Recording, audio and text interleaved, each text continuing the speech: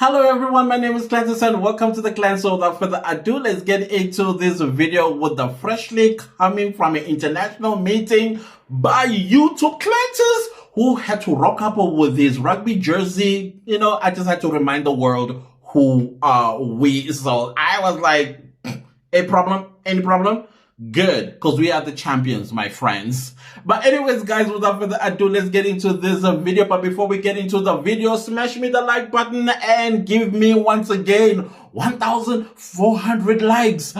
You guys have outdone yourself with the last video. Thank you all so much, because, guys, it triggers the YouTube algorithm. When the YouTube algorithm gets triggered, guess what happens to the clan? YouTube recognizes us, guys. We get recognized. I just came back from representing y'all on a global stage called YouTube. We are serious. We are a force to be reckoned with. I am telling you, the only way we can continue on this trail is for you to click the like button. And if you're just watching from outside the clan, is there something wrong with you?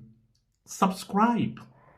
Anyways, guys, let's go to the North Gauteng High Court at the Senzo Meyiwa murder trial, where the witness and Judge Ratha. Okay, all right, before you come for me, I know what I said on Friday, I know. But then again, guys, come on. We know what kind of a judge this judge is, and he just could not help it today. So much so that I was so impressed with Advocate Mgomezulu when he called him out and put him in a naughty corner and said, Judge, you are now submitting evidence. You are testifying on behalf of the witness. And I was like, no, I'm not testifying. I am just stating the law. The audacity to tell the advocate of the court, of the High Court, that he knows the law. Like, doesn't the advocate also knows the law? That is why he's an advocate. I couldn't understand that part. He was so disrespectful. He just became the Ratha we all came to know and love. He was himself. Honestly, he was himself. And today, he was just so brazen. And why the mic is so far away? Would you guys hear what I just said? I hope you did. Okay, let's fix this baby. Okay, I don't want you near me. Okay, look, I usually like it there, right there. Yeah. So there's Ratha. But I did count you down. I thought by the end of this week, if the Ratha we know does not pop, that means he really did change. That means the visitation of the JP was a fruitful one. But no. He was the Ratha we all know. Anyways, guys, let's get to the gist of it, because the witness today, she stuck to her guns, adamant with her lies, adamant in misleading the court. Accused number one was correct yesterday when he called her out as misleading the court. And today she just doubled down on that. She even argued with AVLs. Argued with the outcome of Pokang Magistrates Court. Even argued with Tembisa Magistrates Court outcome when accused number one made an application before the magistrate about his safety at the police station holding cells. He would rather be at a prison so that he can be safe from these hooligans, allegedly, of police officers, including Umamfundisi, whom I think she is just downright evil with no heart. Yes, ma'am, I've said it. It's my opinion. You are a heartless woman. Very heartless. I'm very disappointed in people like yourself using your position, especially one where you swore to serve and to protect. And you are now the very person that we should fear. We fear the police of South Africa. This trial is showing every South African citizen that you should fear the police, not respect them, because they have no interest in serving and protecting us.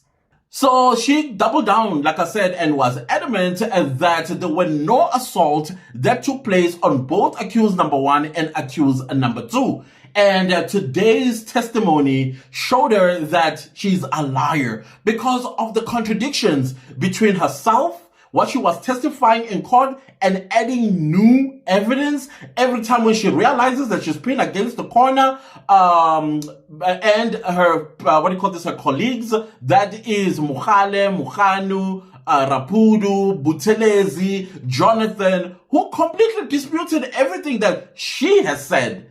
And I'm thinking, man, but are you listening to the line of questioning where they first say, your colleagues, this is what they said, would you disagree or not agree? And she would downright say, I do not agree.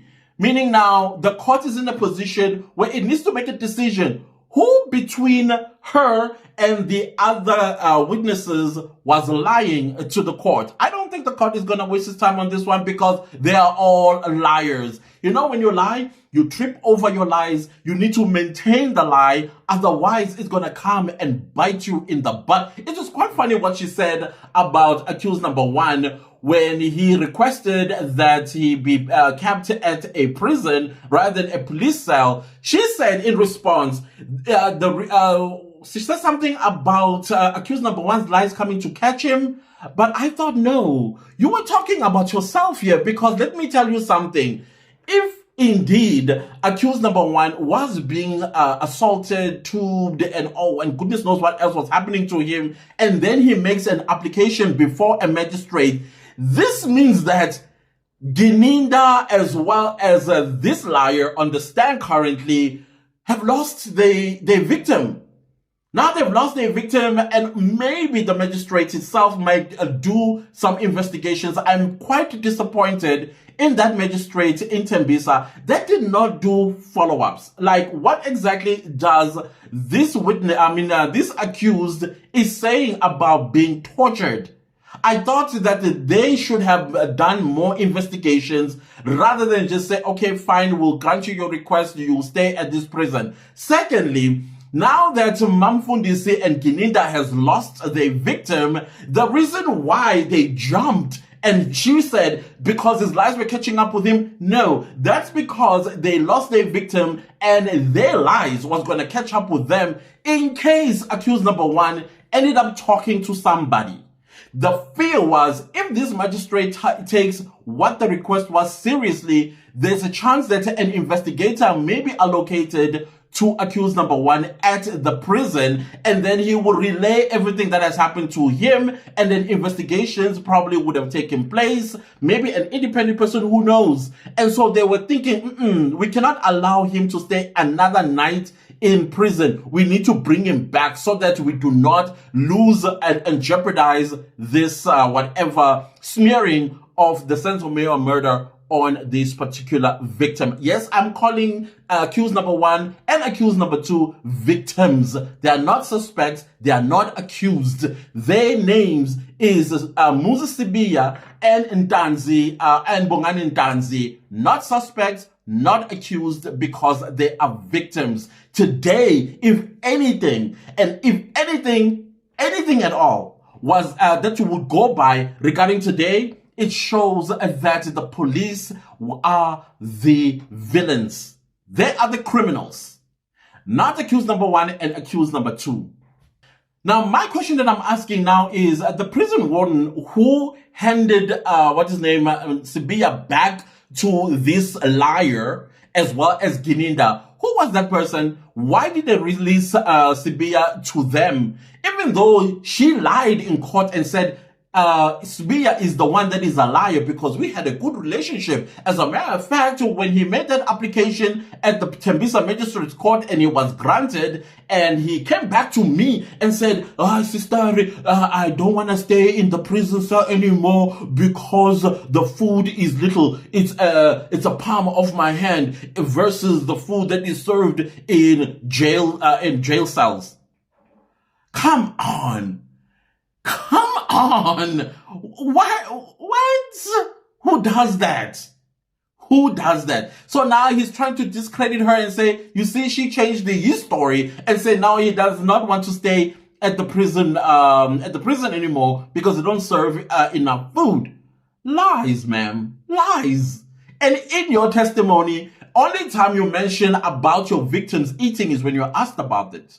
You never say, at this point, we parked, we bought food, and we ate and shared with your victims. No way you say that.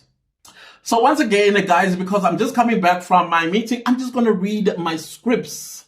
I just thought, let me take what I just said out of my head and chest. So basically, I'm just going to read my script like I did yesterday. I'm so sorry, guys. The meeting just finished. Now, what time is it? It is 2021. I don't know if you'll be able to see. This is the time. Oh, sorry. This is the time. What? This is actually the time right now. 2021. That's just, I think we finished about maybe 10 minutes ago or something like that. Anyways, let me continue reading. Where I said in my script, Sergeant Mogale is adamant in her contradictions in her testimony that accused number one, Muzi Sibiya, was not assaulted in her presence or even assaulted for that matter.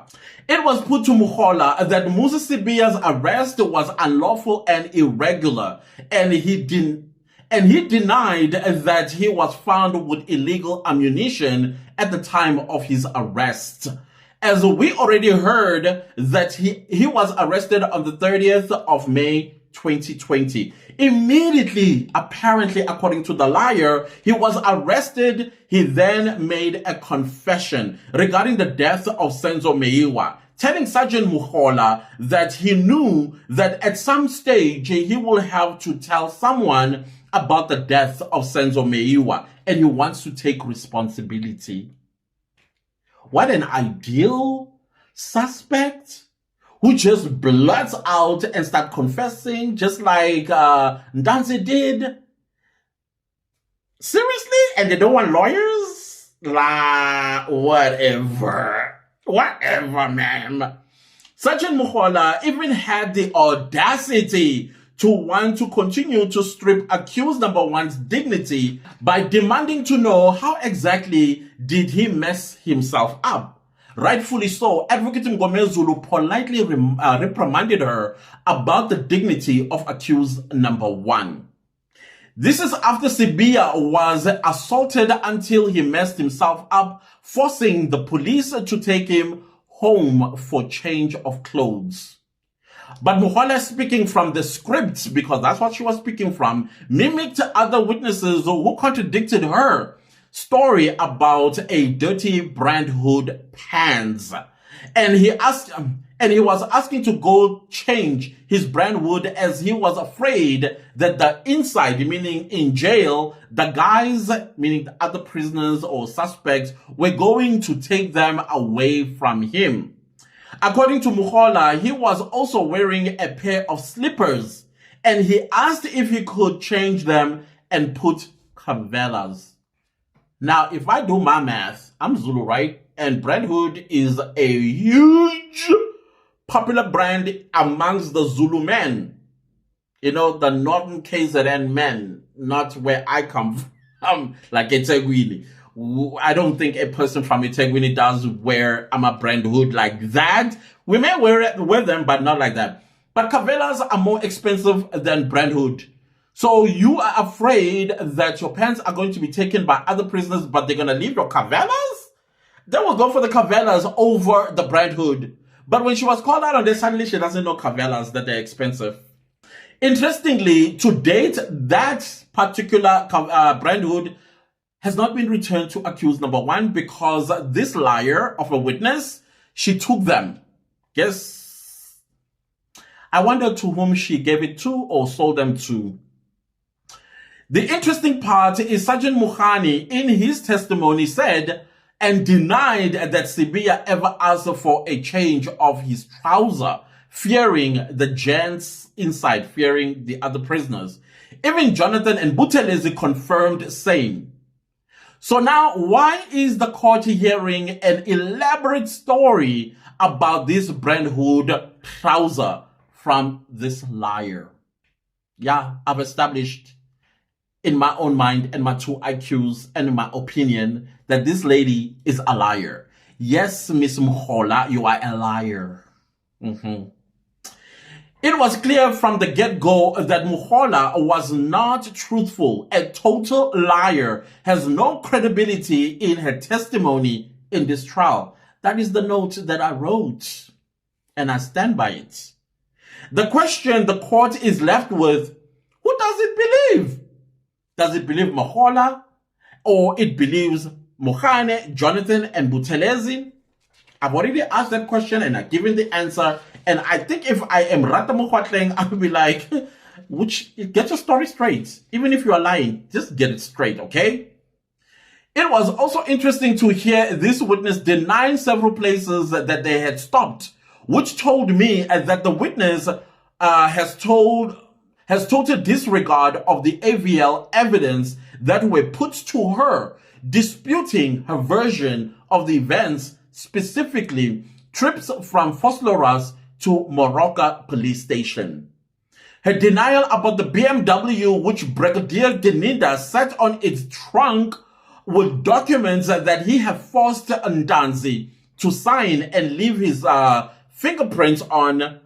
Once again, how does one trust the credibility of this witness when her colleagues say one thing and confirmed by the AVL and she says another, and actually argue with the AVL? I know we haven't gotten the report yet. I can't wait for tomorrow.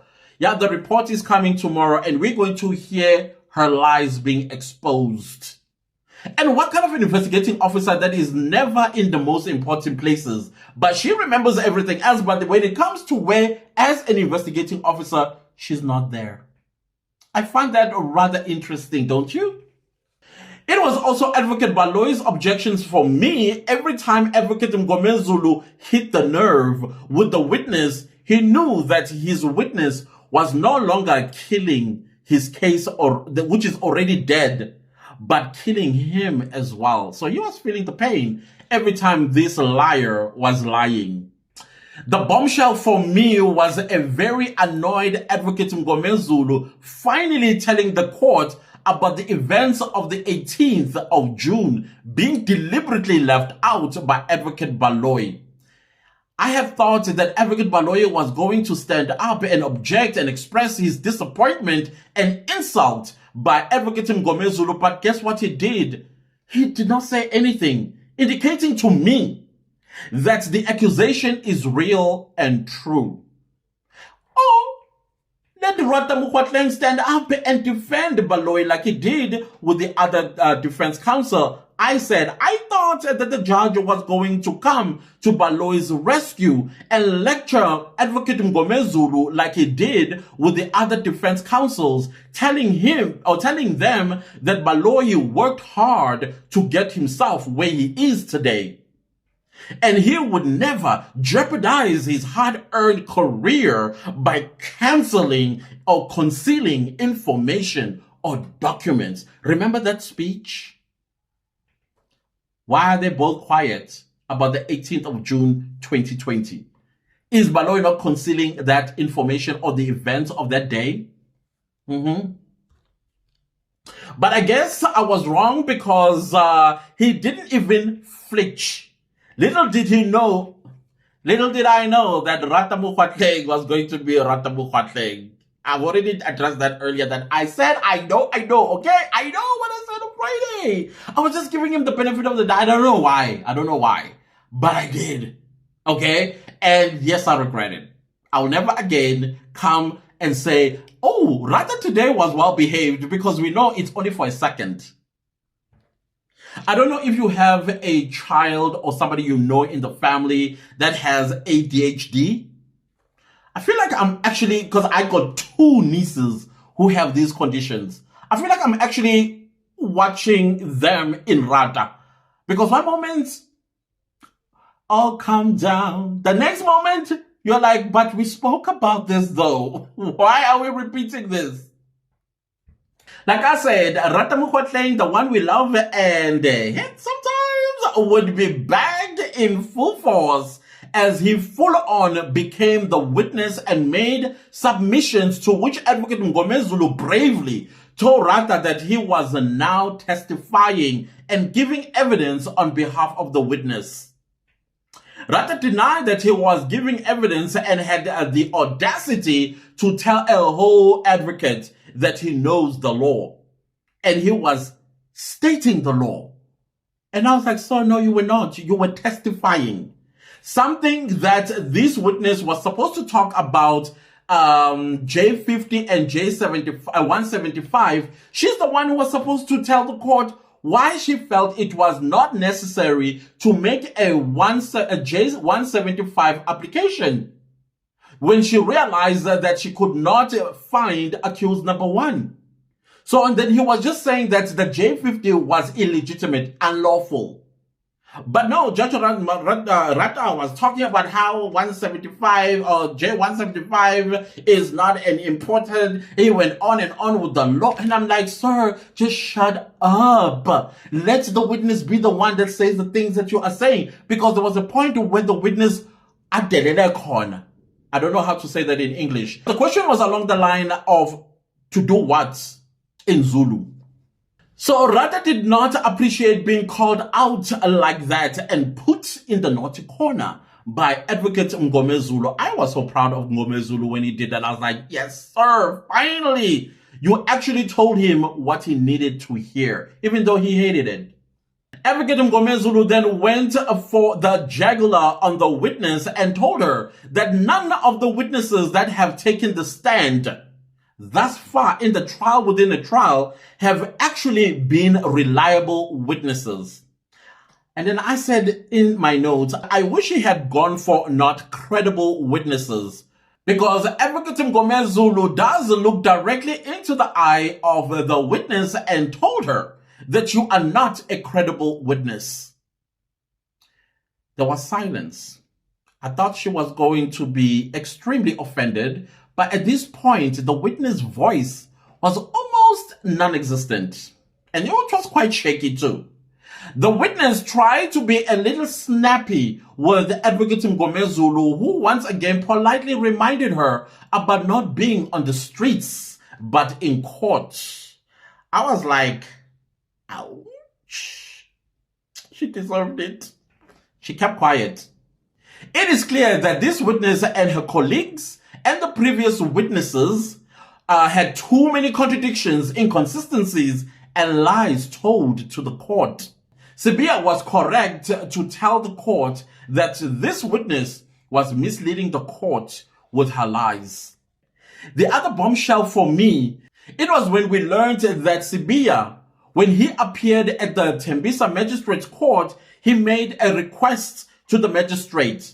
He requested that he be detained at a prison because he was assaulted when he was kept at the police station in Silverton. Then the liar came and said, oh, well, I heard about that. And then I went to Silverton police station to find out who the people responsible in assaulting Sibiya, as if the police would be like, okay, it was so and so that assault. Come on. Y'all cover each other's backs. We know that. So it's a blatant lie that she even went there to investigate who exactly beat up her, her victim, when herself is involved in the petition of the victim. Come on. Madam Liar responded with what was obvious, a lie.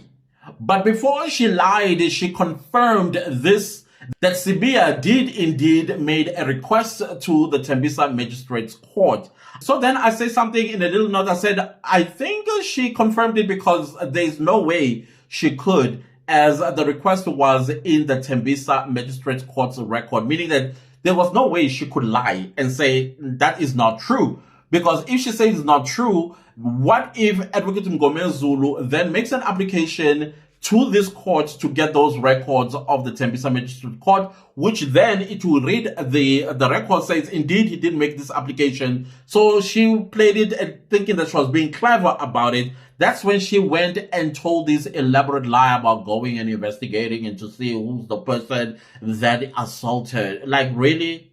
You were afraid that keeping him at that prison, you have lost your victim probably forever.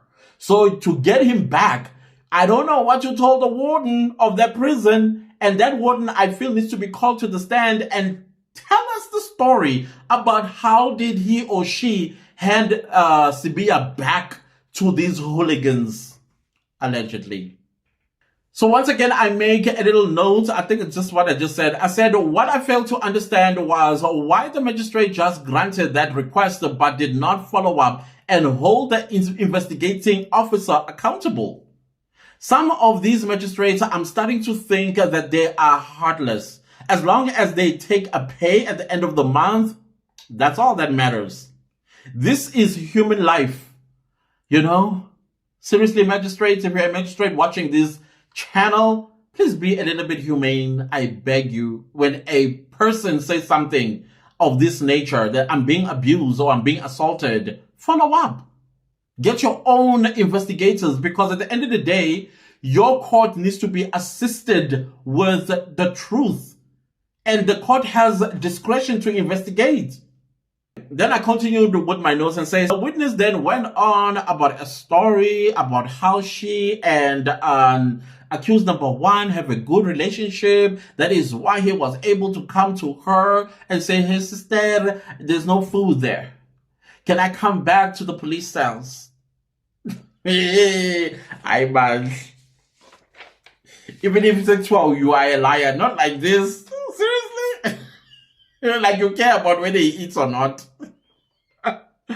I literally rolled my eyes, because I did roll my eyes, because she knew that she had lost control of a victim, and chances of him getting someone to hear him were too high.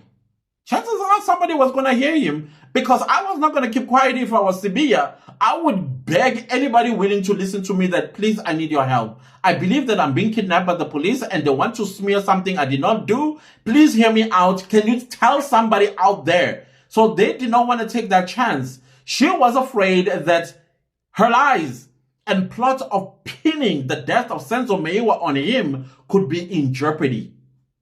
The question is, who was in charge of the prison where Sibia was kept? That released him to Muhola. What was the story given? And why the prison warden disobeyed the court order to keep him by them? The prison warden needs to be called and asked at least. That is what I would have done if I was Advocate Mgomezulu and them. From where I stand, this record or request actually granted indicates that Sibia was truthfully assaulted. Probably feared for his life after the assaults, tubing, and goodness knows what else they did to him. Only a heartless person would not see this.